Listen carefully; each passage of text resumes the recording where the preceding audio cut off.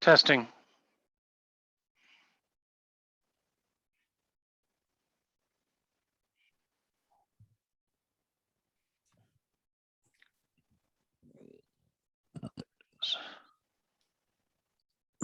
I think it read my mind. I was about to ask you, like, are you recording?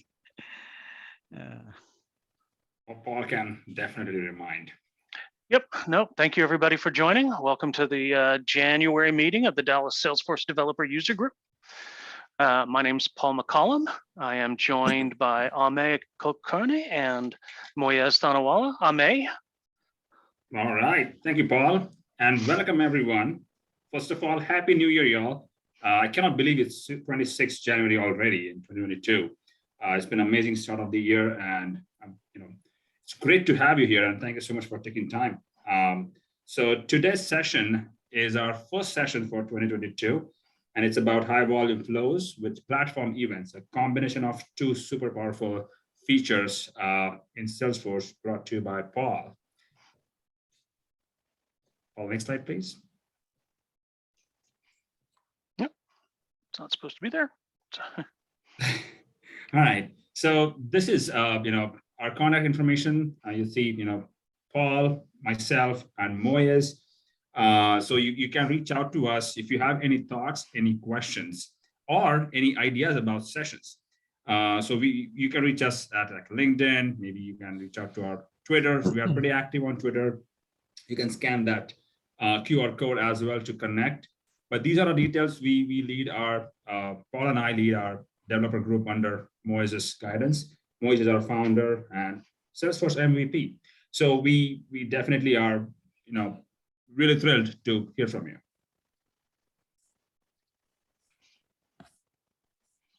Awesome. So on this slide, you are looking at our Twitter handles, people who are active in DFW area. You can scan that. Have you updated for this meeting, Paul? Or let me see. I'm going to scan it myself now. I've updated it, but I did it in a hurry just now. So cross your fingers. Gotcha. It's working. All right. So Paul does his magic. He does his magic and gives you this, super cool QR. You can scan it and share it on Twitter. On the left side, coming back to the Twitter handles, you see Moyez, Paul, myself. We have Lars, Nana, and Megan, people who are active on Twitter, and we post things about Salesforce. Will definitely make your Twitter feed look interesting from, with Salesforce content. All right, next one. Okay, stack champions. So we do have some stacks in our Ohana, if you will. So Salesforce ecosystem and news, Paul, myself, and everyone, we kind of look for different news items, share that news, help each other out. We also feel that stacks like Apex CLI, Wakas, who leads that. Boris leads the flows one. We do have an open position for in-platform development. So one of our declarative features like formulas, what it's going to do with reporting, all cool items there. Paul leads integration stack. I think we have Nathan here on our team right now, on our meeting right now. He leads LWC, JavaScript, that stack. And then we have new and existing functions that's led by Nana, and Moyez and Anish lead the nonprofit stack. So if you are interested to be a stack champion, we do have an open role there. Reach out to us if you're interested. And what you're going to do is just reach out to us with some content ideas about your stack, some leads about your stack, whom we can reach out to as speakers, and then we will help you navigate through that conversation. Next, please. Okay, so this is about our community representatives. So Megan, she leads our Women in Tech, and another Megan, she leads our military. So don't see either of them on this call, but let's see. Nope, I don't see either. I know Megan's busy. She has been working crazy. She's also at Accenture. And I'm pretty sure I won't see her until Saturday morning. At the Road to CTA Saturday. I thought Megan would be here today. I'll have to check in with her. She's our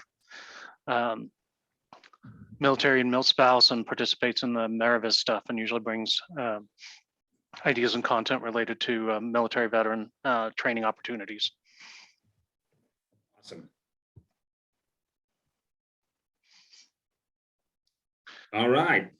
So job seekers. So if you are actually looking for a job, we in real world, when we used to meet in person, we used to raise our hands and introduce ourselves if you're looking for jobs to the audience. But in this virtual world, what we'd ask you is post your LinkedIn if you're looking for a job, as well as if you are hiring for any of any role on your team, or if you are a recruiter, please post the job requisition link in there so that people can go ahead and directly apply.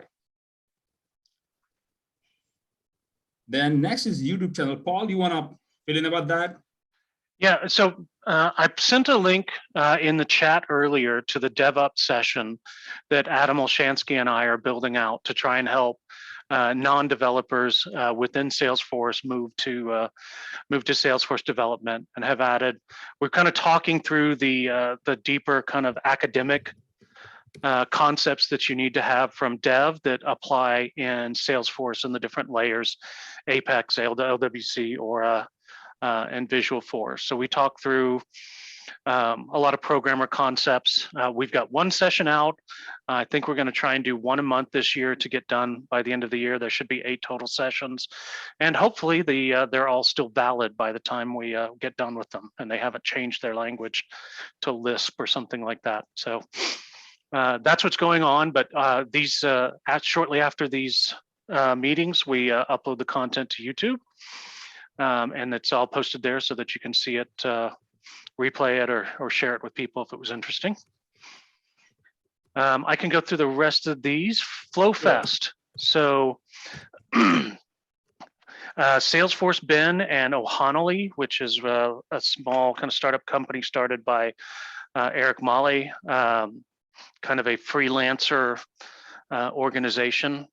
They have started the first International FlowFest competition, where people can apply to see who's the fastest and best flow builder. So that is coming in a couple of, I think it's 2 or 3 weeks out. I want to say it's February 23rd. So you can sign up for that. It's pretty easy to search if you're interested on this, in that. Formulon, Nathan's pinged me on that. Nathan, are you able to talk?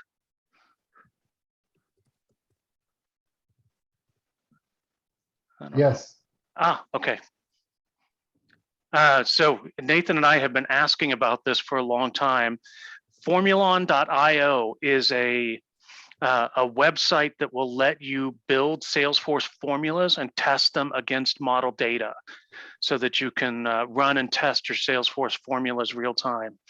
I need to turn the red light on my cat. She's giving herself one of her inappropriate for YouTube baths. But did you get a chance to check it out any further than what we did? Here's what I know. It's not a really easy UI to work with, but it does the job, and it is a parser. So we had talked about, like, what if there was a parser for Salesforce formulas, and it is open source. So in theory, the idea of a parse, like putting the formulas on the client side, are possible with this code. So I didn't look into it much more than that. I put in a fake formula and evaluated it and got the answer. So it's pretty cool if you think of the possibilities of translating a formula to JavaScript. Oh, okay. It doesn't support cross-object formulas. Well, so that's a formula field. I was thinking more of formulas inside of flows. So when you compile a formula inside of a flow, you get does it compile or not, and that's about it. There's no way to see what result it would give you if you're string parsing, date parsing, or anything like that. I lean heavily on formulas in my flows. I like my flow workflow to represent the logical operations, and I don't like to step through a bunch of well, add 2 to this number, and then do another assignment to divide that number by 3, and then another assignment to add that to the number of days. And you'll see a lot of people that'll have forks in their flows that are really just kind of clumsy math operations or string parsing, or if it's this type, then put this field in the record. If it's the other type, then put this field in there, and I'll make the formula do that check, and I'll do the if then in a formula, and that way there's one assignment for handling 2 different situations, so that you can easily read and understand what you're trying to do in the flow, and the formula is doing the heavy lifting. Makes it a little bit easier, harder to pick up, but a lot easier to read. So that, to me, I am bookmarking that, and I will not be stopping talking about that for a couple of days. So they had some example flows in there for like doing date math and stuff, or formulas. Oh, yeah. that made it really easy to figure out. Oh, nice. Yeah, Paul? if the UI gets better at parsing and highlighting and more, there's a lot of potential from this. It's an exciting start. Okay, Paul, this is Lawrence. You mentioned earlier about starting up your class again that we talked about last year about how to get into being a developer side. Where's the best place tonight to post questions like that? How do you get involved? Is that better to do it in the chat or the Q&A? Well, for starting dev, probably would have been better to do it 30 minutes ago, but can definitely put stuff in the QA or reach out to somebody, put it in there, and I'm sure that you'll have no end of people that are offering to help. If not, ping me later and we can talk. Yeah, no, we talk about scheduling that monthly meetings, and then we had one meeting last year, and then we didn't pick back up that I was aware of. Okay, yep. So let's connect. I think we were chatting over LinkedIn. There were a lot of developments and teaming up with the Olshansky change stuff. So I'd still love your help if you get time. Oh yeah, I got it. Thanks. Okay. So Road to CTA, Salesforce Saturday. This is another group that I help lead with Megan Broadkey. We'll be meeting this coming Saturday to talk architecture documents. So that goes on. Here's the URL here. You can grab a screen grab of that if you're interested in going. Other news. So the Spring 22 update brings a lot of new updates to flows. Some of the, just quickly, there's a workflow to flow conversion migration tool that's in beta. So if you're going through some of that or trying to get ahead of that, maybe wait and see how much automation happens to get rid of your workflows. I haven't heard anything on process builders, but I don't feel like process builder is on the same dead end, especially since the back end for process builder is essentially flows. So it's probably not as in a rush to go anywhere, but that remains to be seen. News for Apex. Sorry. Are you talking about a process builder end date? Yeah, they talk. I think there is one, but maybe it'll change. Yeah, they talk more about workflows having a March 2023 end date, and then process builders kind of got added to the conversation, but I don't feel like they'll be as aggressive with migrating those out. And if they just turn off the front end of process builder, they are flows, I believe. So as far as I've seen one. There's a secret way that I saw a couple of years ago that you can pass in the ID and see it as a flow, but yeah, it's just something like putting the process builder ID at the end of a normal flow URL. So I don't feel like process builders will have the same rush to get off of them. But for Apex, data weave, which is the ETL language that MuleSoft uses. So it's not like SQL, but it's significantly different from SQL, but has some decent power and assignment that you end up craving sometimes over SQL. Will be functionally available inside of Apex. So instead of doing SOCL statements to pull data into variables, you can do data weave. So that's an additional feature. Like I said, it's a fun, pretty powerful language that makes some things easier. The Lightning usage app, desktop performance across all Lightning pages you can see under one dashboard. So if you're worried about the performance of any of your Lightning pages, that monitoring tool is going to show up. Flow Trigger Explorer. So we've been talking a couple of times about flows picking up and needing to be managed like Apex code is with trigger handler frameworks, and the influx of flows and trying to organize them is going to be a problem. And there have been a couple preliminary documents I've read trying to bring flows and Apex triggers into a management framework. But this new tool, the Trigger Explorer, you can go and look at flows based on which object they are triggering off of. So that'll be huge as flows start to explode and as people create more of them. There's also a new feature for flows that you can set an order attribute, that if you have multiple flows on the same object, you can tell which one to run first. It gives an ordered operation. It's kind of a weighting. It's not like you have to order them, but you can give one 100 and another one 500. You can give 3 of them the same number, and I think they'll go randomly. So it's not adding a whole lot of weight, but giving you the opportunity to prioritize them. I'm excited about that. Like having Yeah. sequencing of flows. Yeah, I'm huge. very excited about that. Yeah, and this one, if you've built flows, one of the most frustrating things that I hit is trying to build choice sets, going out and the hurdles you have to jump through to make a button or a menu drop down is kind of a pain. But now a record collection can be directly converted to a choice set. So that's huge. That's going to save my fingers from bleeding. A lot of this was taken from an output from Salesforce Bin and Automation Champion. So great blogs to go read if you are interested. Yeah, and so to pile some more on what Paul said, so he did cover a lot of features for Spring 22 in here. I've got a link. I'm going to post it on our chat that shows some of these features in video format, like small clips to go over those. It's actually one of the news articles from Salesforce themselves. So I'm going to post a link in a second.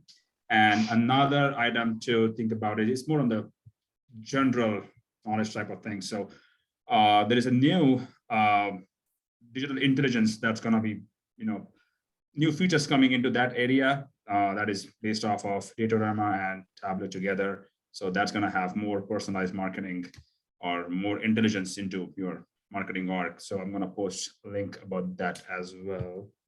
And then Salesforce also announced their new Chief Equality Officer, Lori Castillo, I think so. I'm just want to share that just as a general knowledge about what's happening. Wasn't Tony Profit the Chief Equality Officer? Do they have a new one? Yeah, so after he left, Lori was filling in as an interim Chief Equality Officer for about 6 months, and now she is, formally appointed for that post. All right, that's it for me. Okay, great. Yep. So sorry, this is another slide. Probably didn't need to be in here. Next month. So speaking of SSO and Federation, Manoj Sonowane will be talking single sign-on with us. So that should be pretty exciting. Amay, do you have a background on Manoj? How did you meet him? Yeah. Manoj is actually one of the senior architects. He's based in Bay Area. So yeah, he has a lot of knowledge about SSO and identity and security. So yeah, I've met him more. I think I found his article or presentation on Salesforce's content library. That's how I started talking to him. But he's pretty knowledgeable person. He seemed nice. He's the user group leader for the Mountain House, which is just east of San Francisco user group. And we're doing a content trade. So I'll be giving this same session I'm about to give here to his user group on Saturday. Hey, that's collaboration, right? Yep. All right. So I didn't put a slide in here for me, but let me go ahead and hop over to my other slide deck. Excuse me a second.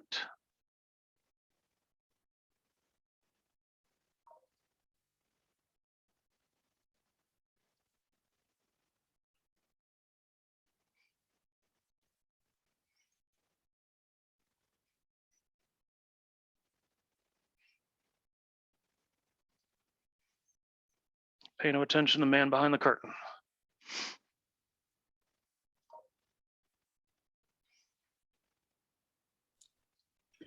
Well, may I jump in for 30 seconds? Of course, Moyez. Yes, please.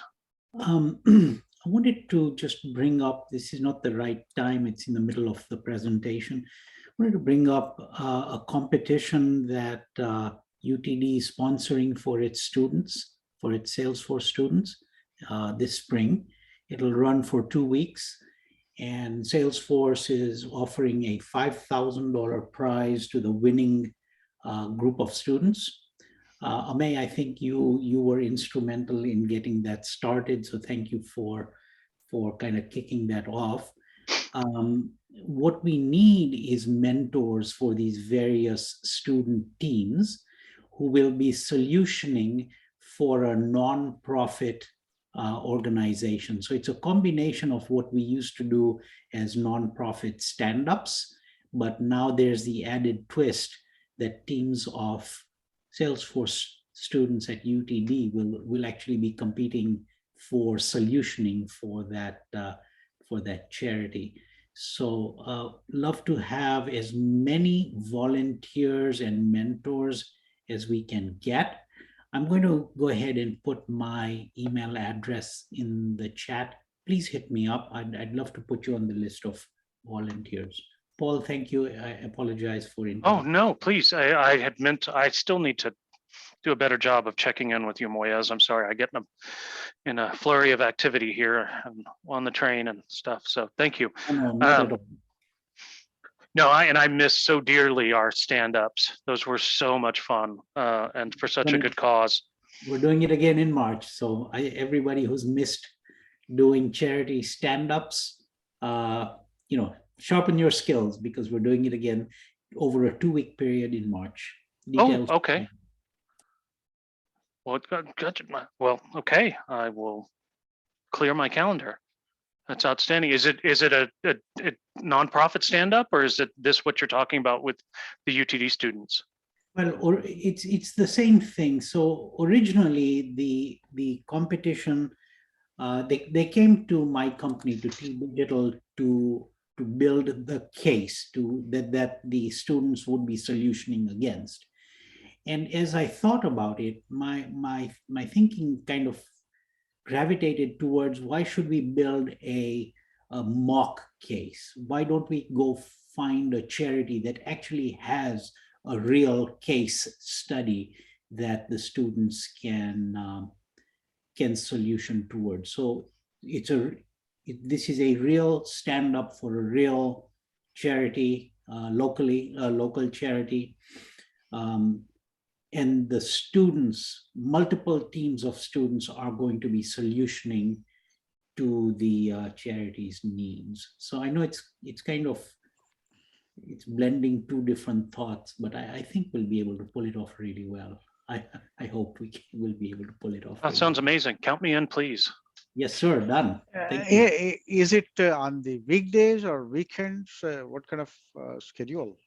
Sure. So, we haven't decided yet exactly what the daily schedule is going to be. It gravitates around a number of requirements. Of course, our people, meaning the dev groups, mentors being available. That means evenings and weekends, as well as the students not being on spring break, which I think happens right somewhere in the middle of March. So I'm going to make sure that we generally do our mentoring evenings and weekends. Again, it's a 2-week commitment. It's not like it goes the whole semester. It's just 2 weeks in March. Great. Cool. Thank you. Yeah, no, we Yeah, should please, have something there tomorrow. Yeah. Or yeah, for the next month and so on. Please share me the schedule. I'll see whether I can join. Absolutely. Thank you. Okay, well, I left the boring part up while Moyez was talking, so that's me and stuff about me. All right, first thing, warning. So what I'm about to show everybody how to do is really for people who have used flows, and I I ran across this. I stumbled across it, and it was in a serendipity, trying to work out how to get flows to handle large numbers of records. I had on 2 different occasions built some really good flows, understanding that I had a limited set of accounts that I was working for. It was actually accounts both times. Well, it wasn't accounts, it was counts on a custom object. And I started out, there were, nightly or monthly, there was a batch job, a batch scoring that needed to be run for all of these either facilities or these accounts. Went through, tested the flow, proved the flow, got it working as a batch job. Everything running perfect, a lot of complex logic, heavy use of formulas, and turned out the client had kind of misquoted the amount of accounts or objects that were involved. And so one of them had said that they had 700 customers and they wanted a case assigned to every customer, for every customer, to every salesperson at the beginning of each month. That was their business process. So I wrote a flow. We thought they had 700 customers. I got the flow working. I put it in production, and it broke on day 1 that it was supposed to run, generated an error message, too many iterations. It broke because even though they had 700 active customers, but they had 2,000 in the accounts that were active in the system, that the flow didn't know how to tell which ones were active and which ones weren't. And so it broke. And so my opportunity was to hack something together or go to Apex. Anything over the number 1,000 and records and so forth, there's a couple of ways to manage time and some of the limits involved with flows, but they're not all great. This one lets you do almost infinite records. I've seen somebody I've showed to use it hit 1.1 million records while we worked on it on a Saturday. And it works super powerful, makes flows to where they can do more than just hobby stuff, more than just screen interactions. But it does generate the possibility of creating an infinite loop. And if you create an infinite loop, you need to forget you know me. It could be bad, and your Salesforce account rep could give you a call. So I don't want to be known as the guy who broke a tenant. So understand the process here, but understand that there's a lot of checks and balances that you need to put into place to make sure that this works. I am going to show you the main part of it, and at the end we'll talk about some of the checks that you put into place to keep it from breaking your org or your tenant. So proceed with caution. All right, and I do this presentation a little weird. I am going to talk about the problem, and I'm going to give everybody a peek at the solution at the very end first, and then tell everybody why and how it works. So if you have hit it, can I get a show of hands of how many people are kind of flow warriors, write flows and know what it means to have flows not work for them, or have things that are too big for flows? I don't know. I'll make, how many hands do we have up? I can only see the panelists in my view. Yeah, we have about four hands. Okay. All right. So hopefully this will make sense to you, and you guys, once you see the hack here, you're welcome to drop. The rest of it will just be explanation. So what goes on when we build the flow? We write something that triggers our flow, whether that's a screen interaction, a date, time, or a record triggered flow. We go into flows and we start looping over a set of records. The start, when something triggers our flow and what it does and what it ends up, the work it ends up doing, all take place in what Salesforce calls a transaction. Basically, any user-initiated or time-initiated event gets lumped together under the same label as a transaction, and Salesforce watches transactions and makes sure that they don't run for too long. If they do, Salesforce kills them. This is what keeps multi-tenant working, and this is what we're going to kind of sneak our way around a little bit using approved methods and tools. Now, the governor limits that you can hit CPU time. So if your flow is just working too long, if it goes over 10 minutes, or if it generates, it uploads records somewhere that that have their own apex triggers or other events that happen to them that run long, this flow accumulates all of those in its transaction, and everything can be canceled, rolled back, and fail because it's running for too much CPU time. Or may I interrupt? I apologize. Are you showing your screen? What I'm seeing is the next month screen. Are you showing something else? I am showing the problem. Did it not? It is not there. See, this problem can occur even if you write a simple SQL statements, which is accessing thousands and thousands of records. Yep, Yes, that's also please part of it. Okay, Go can you ahead. see it now? Yes, Yep. sir. Thank you. Great. Let me go back. I don't think I went to, well, you missed the fun slide where I'm threatening you with the Squid Game guy. Use at your own risk. All right, everybody thoroughly warned. All right, so inside of the transaction, we're looping over everything. We can hit CPU time, the loops, the number of events, and it's not like an event flow, but the number of activities that happens inside of a flow has a maximum limit. There are 2,000 iterations maximum inside of flow. If you go over that, the flow stops and says too many iterations, and then it will fail. An iteration, if you have 100 records and your loop has 20 assignments in it, or branches that contain assignments, if it hits that 100 records times 20 assignments is 2,000. If you have 101, then it's 2001 and it breaks and you hit the iteration limit. One of the things people try to do to get around CPU, it doesn't really help you with iteration, but getting around CPU time, people will do a pause. They'll do a pause or do a subflow. Subflows don't get out of the iteration limit, and pause, if you have a large record set, 2,000, 10,000 records, those records are in memory for the instance of the flow. When you hit pause, it tries to save the heap to memory, and you only have a 2 meg limit. And a lot of the time, if you're dealing with big enough record sets to care about CPU time, you also hit a memory size limit.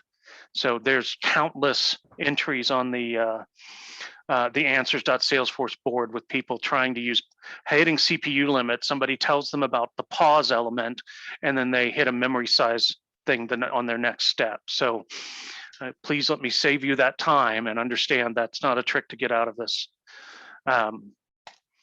All right, so the 4 of you that love flows and hate limits, I'm going to give you the quick solution. If you don't understand this, this next couple of slides, I will go through it at length right afterwards. But I want to cut everybody in on the secret and where we're heading first, so it makes sense as we build it.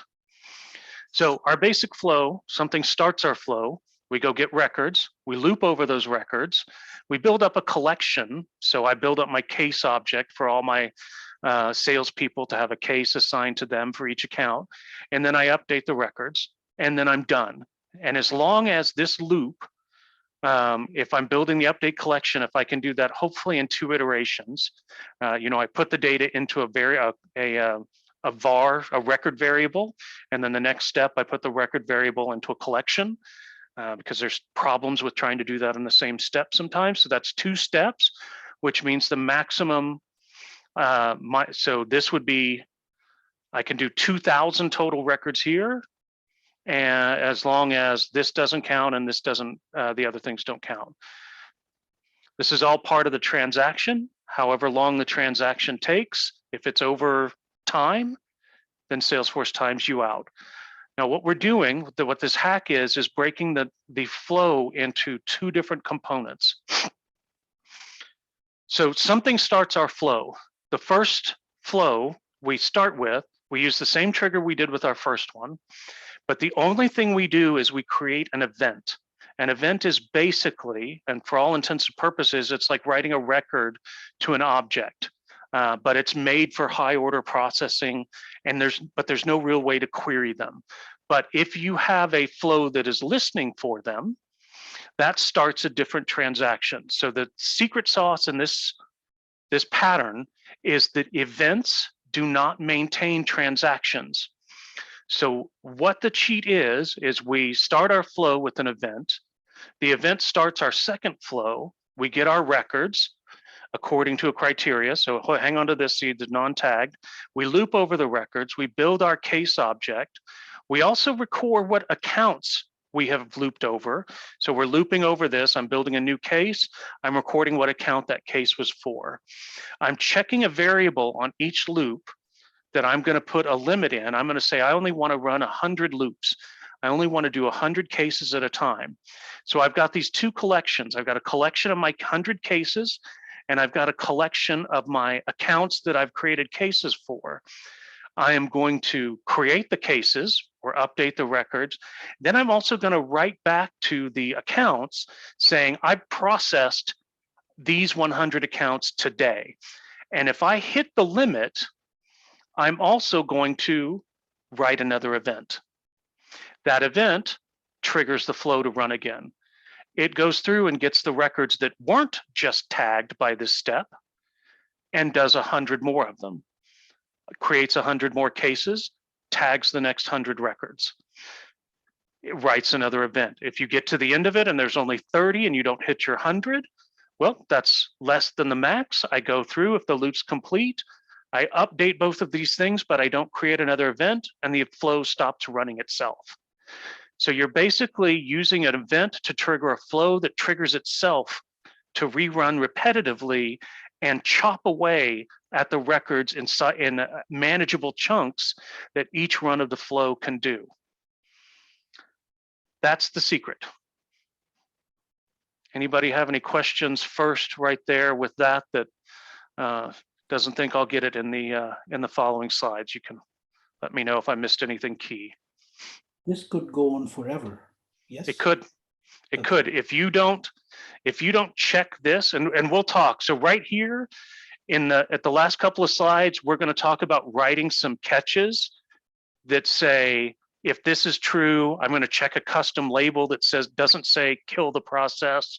I'm going to write a counter that says only ever run 500 times because I will never have more than 50,000 records. So I'm going to count down, I'm going to increment down. And if I hit more than 500, I'm just going to abort the process anyway, because I know that's my theoretical maximum. So there's a lot of stuff you can put in here, but the fact that you can run a flow that can go on forever is awesome. It's very cool. I agree. Yeah, so I love to take the challenge when somebody says, yeah, we have to use this. Do we have to do this in Apex? Give it to me. Give it to me. I will tell you if it has a lock records component that it has to do, you can't do that in flows yet. You'd have to write an Apex. You can do an invocable Apex for just about everything. So if I can write 10% of a feature in Apex and 90% in flows, we do it in flows. And that way, if it makes sense, if it goes with the style that we're doing, but leaning more and more into this, but this takes most of the chains off of, in my opinion, what flows kept running into. And I had it multiple times where I was running a nightly flow 10 times and I had to make 10 different copies of it to get through all the iterations of the records. But this event loop makes it to where you have one flow, well, 2 flows, not 10, that can get through unlimited number of records. And like I said, I saw somebody do it. They were trying to do an opportunity roll up by account. So they couldn't do an opportunity line item roll up summary to opportunity or opportunity detail to opportunity, but then they had it, they wanted to see it by account summed by all the opportunity line items for each account for a bank. And I watched this thing churn through over the course of like 30, 45 minutes, 1 million records. And it would just keep updating. It would do one account at a time. So that was with an inner loop, an inner event loop, which it's actually, you can add extra recursive loops with only a couple other extra steps.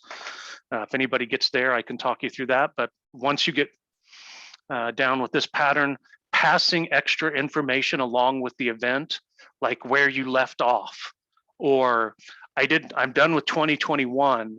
Now do a 2020, start going backwards in time. You can you add another logical loop to the if and write that data to the event, and then make sure you listen for it when it comes in, and then start going through another inner loop. And so with just 2 extra steps, you can make this millions of records. This 2 loop pattern with just 1 tag stops at about 50,000. Get record stops at, the get records element will only pull down 50,000 records.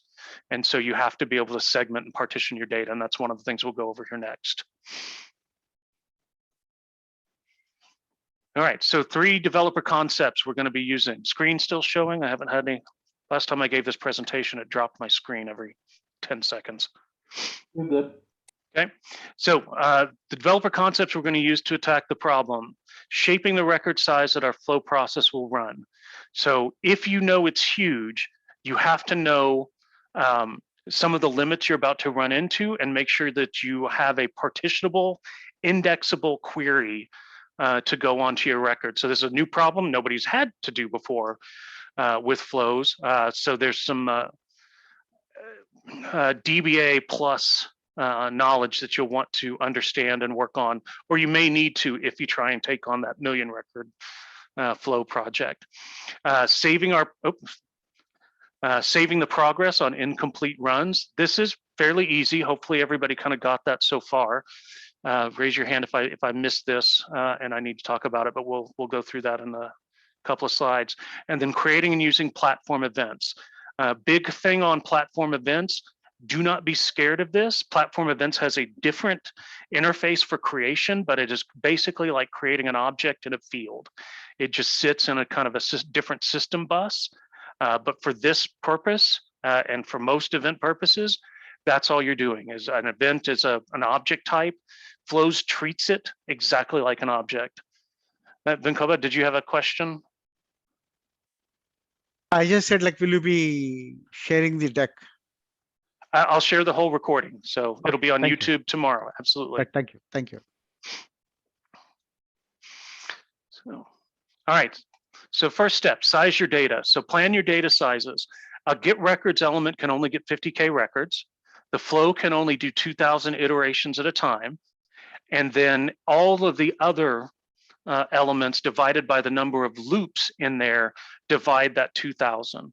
So if you've got 3 steps and you're in a 2,000 limit, and if your flow is only 2,000, if your flow is only gosh, I lost my place. If you got 3 steps in your loop and your flow is only loops, then 2,000 divided by 3 is your max loop records that you can get per run. So you would set your max loop to 2,000 divided by 3. What's that? 667. And you would set your max loop comfortably, probably pipe it down to 500 just to be even. And that's how many iteration you would do if you have 2,000 records to get through. Your 500 run, it'd have to run for 5 times to get all or 4 times to get all those records. So most parts of the flow count as iterations. I went over CPU time and memory. If it takes too long, putting a pause in there stops your CPU time for a little bit. But if your queries are in the high mark, you will hit that same memory limit when you pause. So iterations. I don't think decisions count as iterations, but just for the purposes of ease of understanding, this is a loop element. We know what a loop element is. This is an iteration. We'll call this an iteration. This is an iteration. Inside of the loop, multiplied by the number of records you get, or whatever limit you set, 1, 2, 3 times however many records. So you're trying to keep this set of iterations underneath that value. Hopefully that math is clear. Hit me in chat later if this doesn't make sense, but I get tongue-tied and I've got 3 slides for this and I don't want to go over it. Everybody cool on that? Anybody confused or have a question? I'll stop. It's important.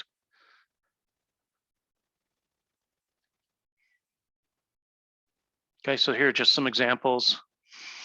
Loop at 2 loop actions and 1,000 records. If you don't count the get records that starts it, so 2,000 divided by 2 minus 10 extra steps, 990 records for flow. So you get down to small sizes of the loops as you get more complex flows. Now, why don't you want to just, why not just do it for one record at a time and have it infinitely go through each record and run, if you've got 2,000 records, just have it run 2,000 times? Great question. Flow is much more efficient at bundling together groups of updates and inserts in a single run than it would be to do it multiple iterations. There's a commit at the end of the flow, and you want to bundle up as many actions, bundle up your DML statements, your actions, in large packages so Flow can use its optimization features and try and take care of those mass records. All right, counting, saving, and resuming. So this is, again, the important part, and can be kind of hard. It's the easiest way to do it is to add another field. So if I'm doing accounts, to track the batch that I'm on, and if it's a monthly thing, I will create a field or two fields for month and day, for month and year, or just month if I know I'm doing it for every single month. When I run this process, each time I process a set of records, I'm going to create, for each account, I put into the collection variable the ID of the account and the word March or January. I run through each one doing 100 at a time. By the end of the day, everything that said December before, by the end of the run, it should all say January. The next month, the event kicks off. It knows that it's February. It looks for all records who don't equal February and grabs 100, updates them to February, loops over it again, grabs the one that aren't February, loops over those 100, marks them as February, and repeats. So you're updating each of the account records that you're processing, each of your loop record structures, and you're updating that special field that's just for your process with the last processed month. And then you just don't reselect on each additional run of the looping flow, the recursive flow, you don't select the records you've already done. So that's marking your place. There's other ways that you can do it. This is my least favorite part of this pattern because it's writing. So if I'm doing accounts, I'm writing a lot to an object that probably has a lot of triggers on it. And I might be tempting the trigger timer fate. So one of the things you can do if you go by numbers, or you can catch a date, a create date. If you order by create date, you can store in the event the last modified timestamp, and then your next run, you go by anything greater than the last modified timestamp. And that way you're never writing anything back to the account. Now that leaves all your accountability in whatever you produce, which is probably preferable, but the simple way to do it is just to flag the account that you've processed it this month and keep overwriting the old, I processed it that month. But there's some other ways to make that work, but you have to get a little bit more creative and you lose some of your debug. So the other two pieces inside of the loops, and I always use a custom label for this. I will create a custom label for each flow that has the number of loops that I want to run, so that whenever I promote this to production, if it runs too many iterations or it runs too long, then an admin can come in and adjust the custom label and not have to adjust the flow. They don't have to edit the flow in production. They can just say run fewer, run fewer, run fewer until they get it to a process that will run without hitting a timeout. So you're setting, your max, the max loops inside of a custom flow variable, and then you can also set your max runs. So that's your countdown timer, that every time you emit an event, you subtract 1 from the event that started the flow and pass that to the next iteration of the flow. And then it subtracts 1, and then your first step at the start of the flow should be, did max runs counter greater than 0. And so if you hit that, then you say, okay, hey, I might have entered a loop. And then maybe there as a branch, then you send an email saying, I shouldn't have gotten here. I shouldn't have been able to hit this. And then another one you can put in just to say abort. You can say, hey, if this custom label equals stop, then I don't run the flow no matter what's going on. And that allows you to catch a runaway infinite loop situation. All right, hopefully everybody can see there. So this is my const max loop. So instead of setting this inside of a, oh, this is, so const max loop, yeah, instead of putting this constant inside of a formula, I've got it just set here to 500. I've created a flow code key inside of the account, which is where I'm going to store January, February, March, whichever month I'm doing my monthly run for, or day, or hour, or for whoever pushed this button. I go through into account for that, and I want it to just be different than something else than the last run. All right, fun part. So events are meant to be kind of a Kafka ephemeral pub sub mechanism. They're meant to be throwaway. If you're low production, high consumption, we don't want to task, we don't want to put 10,000 people asking for the same object data inside of Salesforce. That would tax their web services. But there are data systems that are tweaked and tuned to be able to provide data on channels that people can come and get at will and can serve many millions of requests per second, better than normal Salesforce or web service can. So when you're writing an event, you're actually taking a piece of data and putting it on an event bus, the platform event bus, which is made for really, really high consumption data. And that's what we're making use of. And that's one of the things that we've got this exit point, this transition state where our application is not still running on the basic compute bus of Apex and its transactions. But it's super easy. This is what the interface looks like for platform events. I create my platform event called flow turnstile.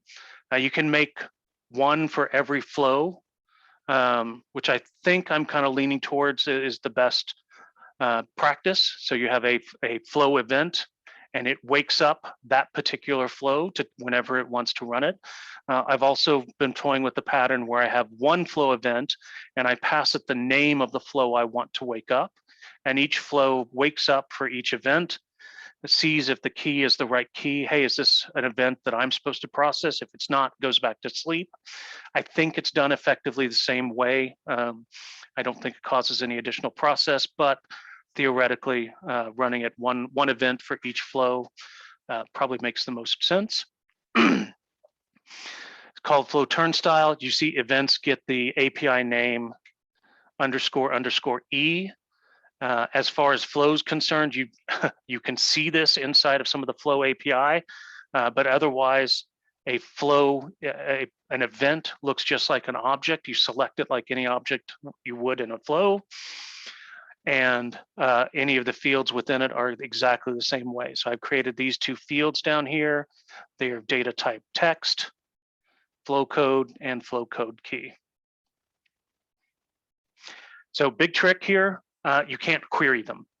So it's really important to get to develop your event-driven flows with some either good debug steps in the middle of it, notification bells, emails, or I will show you the secret new pattern that my boss brought up to me that actually makes it a 3-flow pattern, which makes it debuggable.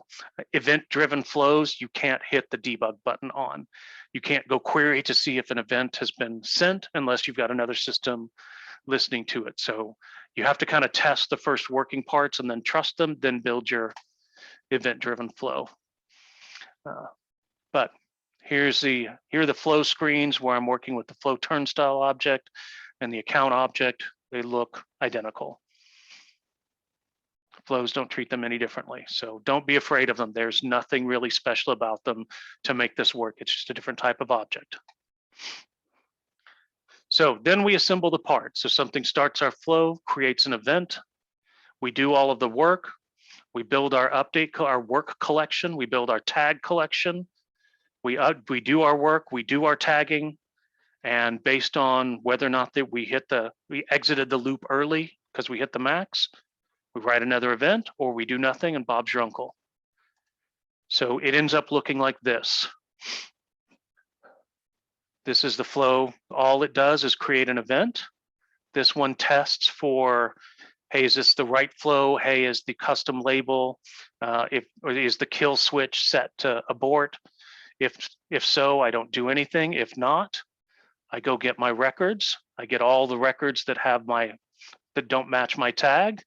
I loop through them. I do my 2 steps. I create cases. I create my accounts. I load those both into collections. And then I increment the loop number.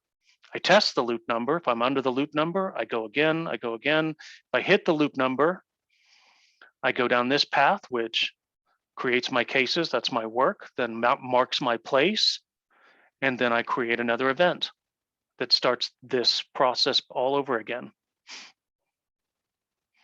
They're in this order so that this has a time to commit before you create another event. I've also put another step in here sometimes whenever I'm doing big batches that makes sure that this gets time to commit and you don't accidentally do the same set of events twice. Fortunately, once you hit them, if you do it twice, they're updated and it moves on to the next one. But so it doubles your processing, but sometimes that's not a big deal. So there I've just kind of outlined, starts the process, does the work, extra work for the next run. The only difference is the create a new event. All right, and I was going to show my screen. That's what that means. Go to Trailhead. Any questions so far? Hey, I raised my hand. Actually, go back to previous screen, please. Yeah, what kind of wait time that you put between update records and create event record? You said that update takes some time, right? You have to wait until you start a new event. So it's a conditional wait or just puts an absolute time? I don't actually put any time in there. I just put a decision statement that any element forces the commit of an update. So instead, when the event is emitted, that would be when the commit starts, and that's when the next flow would start to fire. And so the commit would only have until this step ran, which is almost no time. So putting another statement here means that the commit has to be done before the event fires.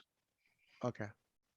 In theory, this should start it, but it's starting the event. It should be complete here. So I've only had it show up one time that I needed to put that in and worrying about that. But I'm just calling that out in case anybody uses it. Yeah.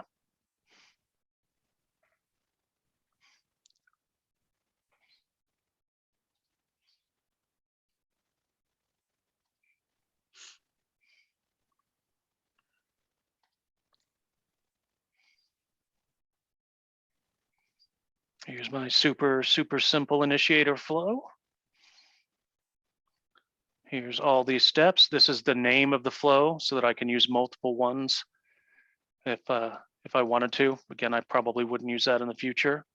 But here is where you would add the fields for maximum number of runs. You'd put that there, or you'd call a custom label. And then here is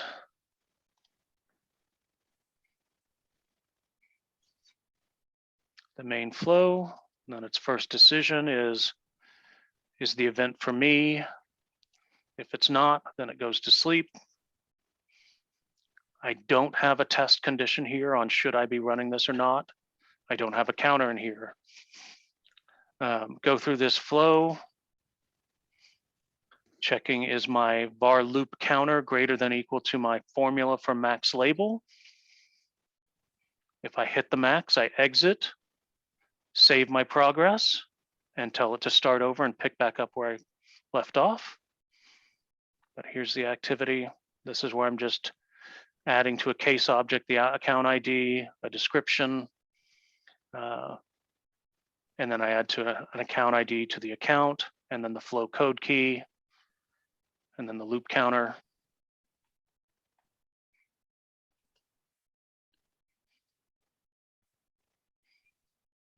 And this would be flow code key, which should be the date.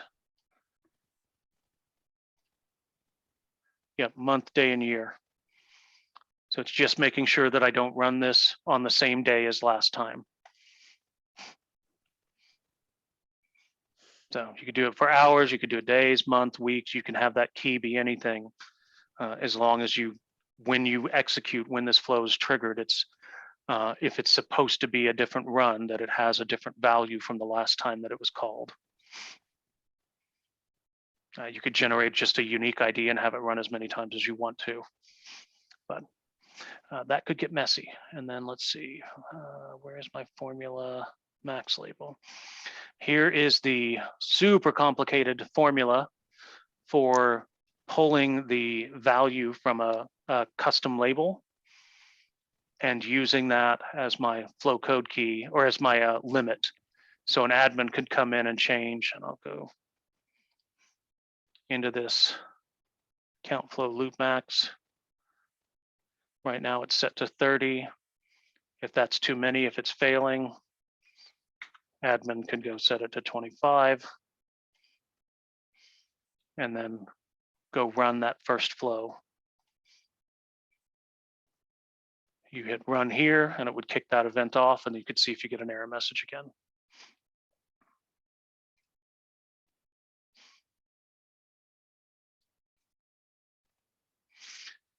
So this is the error you get if you try to run an event-driven flow with, if you try and hit debug.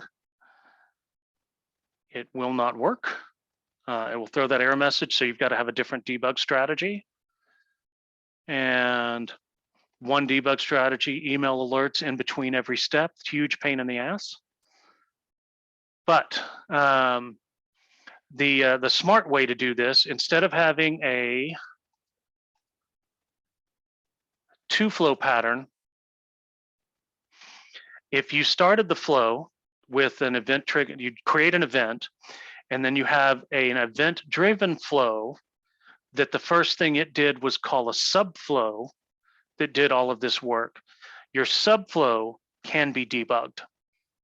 So you would write all of your logic inside of the subflow, debug one run, and then you'd be able to tell what was going on in the subflow as an auto launch flow that could be called by this record triggered flow. So it's a little more complicated. If somebody was trying to explain this to me first time, flows calling flows that call flows, and they said all you need to do is add another flow to make it even better, I'd probably freak out. So, but that's the advanced trick.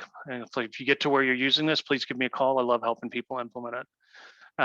Talked about safety counters. I see somebody has their hand up. I'm on my last slide. So yeah, talked about all of this. Yep.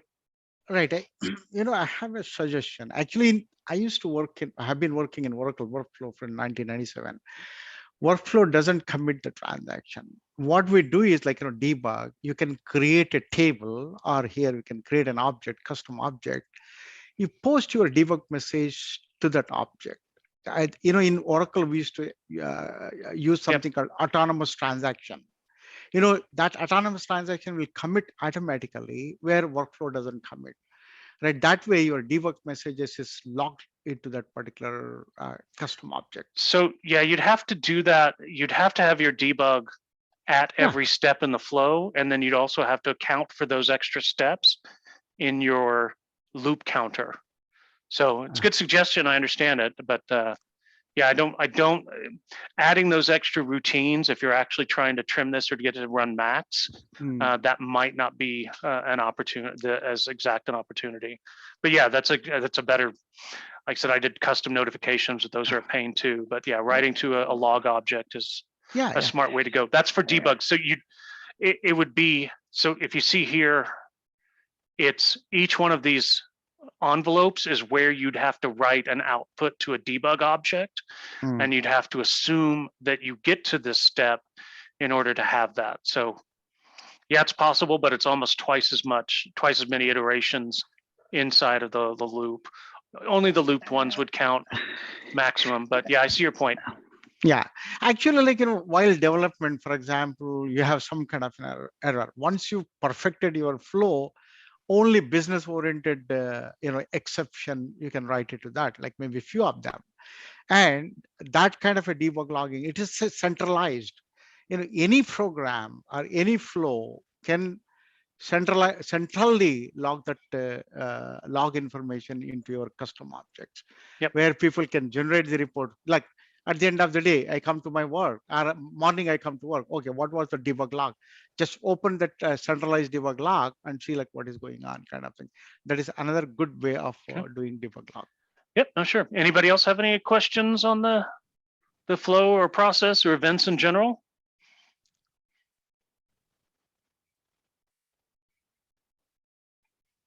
Everybody got this down and able to use it to do dangerous flows?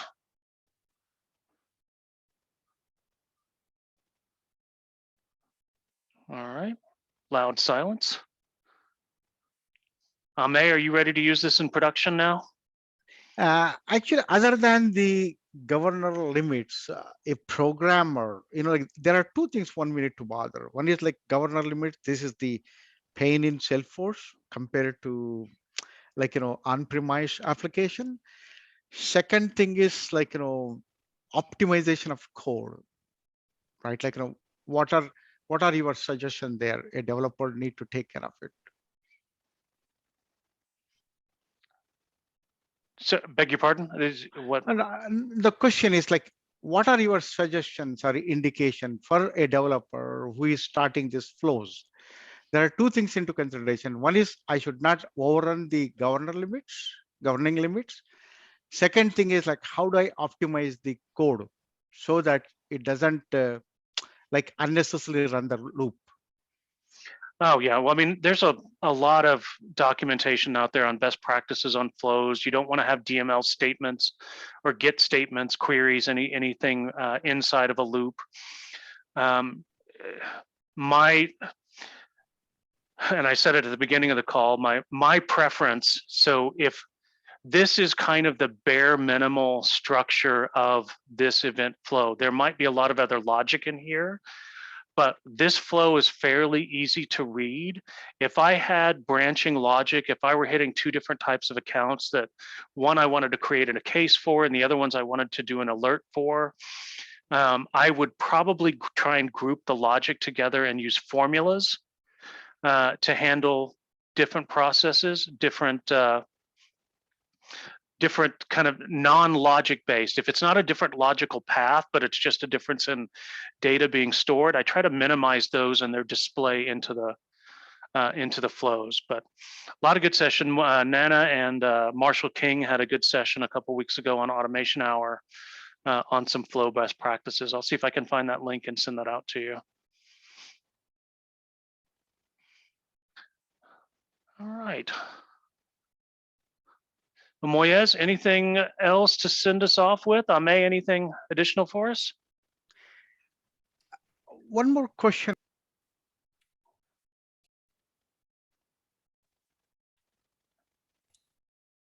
Sorry, Paul. Sorry, I think I hit the wrong button. I was hovering over. Sorry, go ahead, Vengoba. Yeah, I'm sorry. Actually, like, in Marketing Cloud, we use something called Automation Studio and Journey Builder. Journey Builder is exactly kind of a flow. So do you know what kind of difference between Journey Builder and this flow? Why Journey Builder has been developed? Instead of that, they could have used these flows. Well, so I believe Journey Builder was from a different product track. I think Exact Target was bought. Yep. So it had its own flow. Velocity, which is now Salesforce Industries, also has its own flow engine. So there's actually 3 visual flow designer technologies out there in the ecosystem, and you could actually probably call MuleSoft's design surface similar to. It's a little bit more, it's less clean, it's more detail on the screen. But yeah, I think it came from a different product, and that's why there's 2 different ones. Yeah, different product, exact target.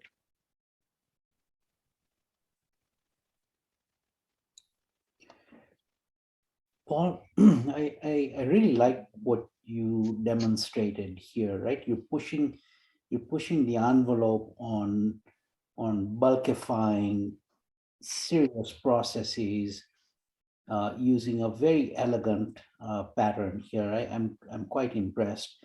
I'll tell you that this is becoming more and more important to certainly within our company.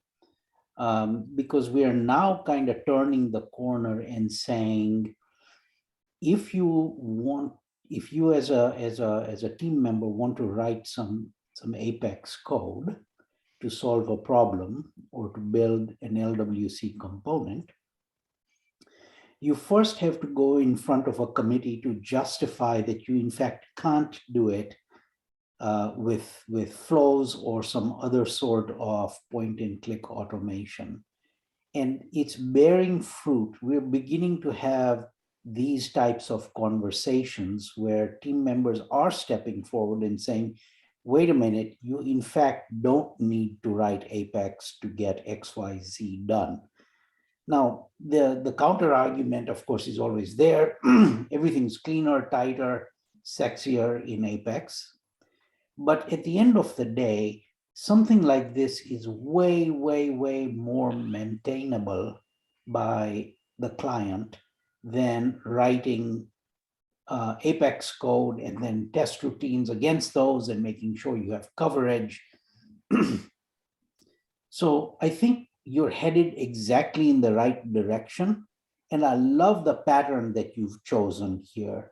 I think that it breaks down the barrier of all sorts of limitations, right? Because you can tweak your approach using the custom labels to get you to where you need to be. I'd be very curious to see if you can self-tune, right? If I can what? Self-tune, where the algorithm itself can monitor its own governor limits and update.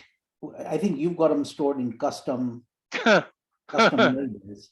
Yeah, that would be cool if you wrote, if you hit a dead end, Yes. if it had some kind of recovery step that said, try it again, but use smaller batches.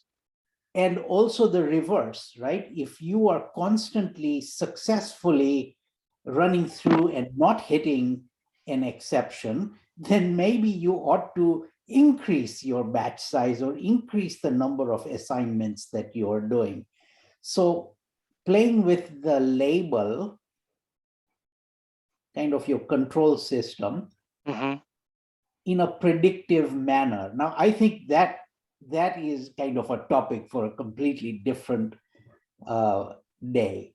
But I think that's the next natural progression of what you're thinking here.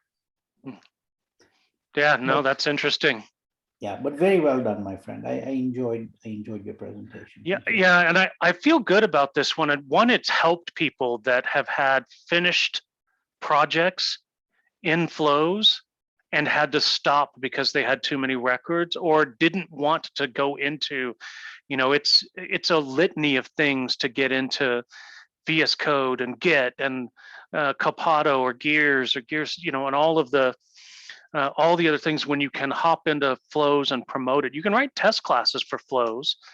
But it's such a quick way to get something over the finish line. And plus, most of the business processes are being designed by people that think at this level of complexity. So the problems I'm posed are kind of fit in this shape naturally. My other favorite thing about this is when I write code, in order to hand it to the next developer, I mean, every developer has different styles on how they comment things, how they structure stuff, how they break up methods, how they do OO. And I end up drawing a work process just like this in Visio to go with my code every time I build it, because I want somebody to be able to understand it at a glance what I'm trying to do. Well, why did he do this? Why did he put a variable creation here? Why is this an array and this an array of arrays? Why is he going 4D on arrays? And if you're doing that heavy in memory and dimensional arrays, yeah, I wouldn't use flows for that. But the fact that they've set flows to be able to listen to the event bus means that they are planning for high capacity and to continue to mature it. All the things they've done in the past, very small amount of time to do record-driven flows before save, after save, orchestrator says that they are not slowing down in their investment in this platform, and it will proceed. And so learning how to play and hit heavy with it, I think is going to be a strength for everybody. So. Paul, this is what's really powerful for me. I'm Lawrence, as a business analyst type, where I come in and I draw these process flows, like you said, in Visio, but to actually draw them here and actually make them workable, that is a cool thing. And the buzzwords out there now are citizen developers. The PMI.org, the Project Management Institute, has a whole course on this citizen developer, where you don't have to be a full bithead coder to come make magic happen. You can. I think citizen developer is is a good conversation for a whole event. I have been at the edge of that for a while. I love not having to learn new syntax, but having, if you're going to learn a new IDE and then you also have to learn a new language at the same time, that's a bunch of learning. The IDE is the language, and it makes it a one-stop shop. So that's great. But the citizen developer, because as soon as you've got enough people that you have citizen developers, you've got a system that is high order enough that you can't let people write infinite loop code in your production environment. So I see a lot of stutter step stuff with citizen developer, but I do think it is the next generation of developer, because this is just a platform and it's just an IDE, and thinking logically, either writing your bit code, writing machine code, or writing shape and arrow code. It's all about structured thinking. So I think this will continue to grow. I grew up with BASIC and assembler, and all of the code today seems like cheating. This should seem like cheating to line by line coders, but it will continue to go this way as things evolve and they try to get easier and more manageable. Vinkoba, you have another question? Yeah, in Oracle, something called BPM. BPM is like, similar to BPEL, Business Process Execution Language. As a business user or a business analyst, you can just draw the conceptual diagram using the tool. Hey, I want this program should work this way. But later, developers can go behind the screen and start developing the components that is there in the BPM, Oracle BPM. And secondly, actually, if you want to do some kind of a bulk processing, for example, event is triggered for a record and this flow triggered off.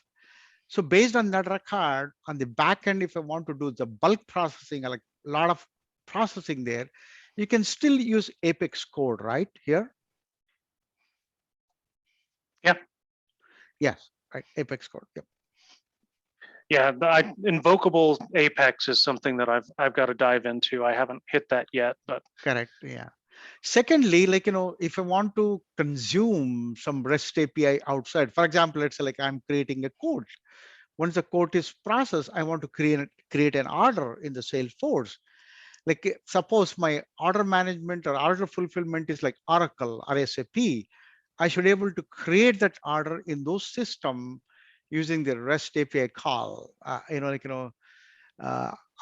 think in Flow also it should be able to do that, right? You can call a REST API, passing the data. You can there's some plugins that help you do that.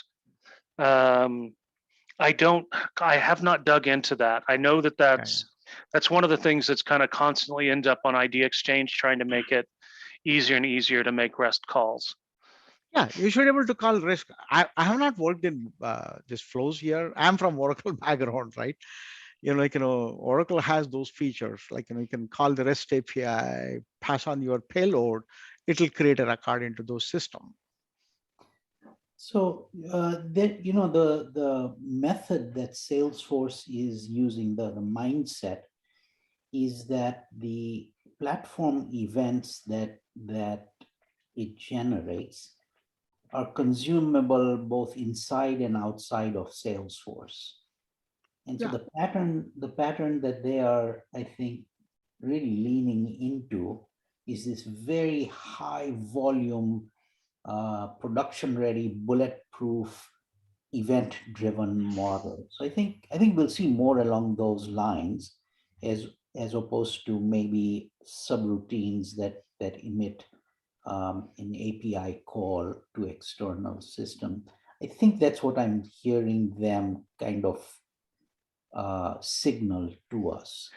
We even saw that, Moyez, with Stefan's session, and I think it's the Dev After Dark session that I took when Stefan Chandler Garcia had time. Yeah. He went through a Salesforce functions being called by flows. And so there's even a fairly easy handle to go to that mass. So not just events, but even to send it out to their Docker and their Lambda container. Yeah. For that as well. Yeah. So I think we have a number of different approaches that are quite elegant. But I think we'll also, to Vinkova's statement, I think we're still going to see a proliferation of, hey, here's a handle to a very specific API call, and go ahead and grab it, and somebody's written some Apex code to actually go do something with that API call. So I think we're still seeing a proliferation of that. But from design patterns, I think events and as you say, using external code to run on objects inside of Salesforce, I think this is where the direction seems to be. Nathan, I don't know if you agree or you've heard anything different. What's your opinion on kind of where the direction is in terms of collaboration of code and data? I think my best answer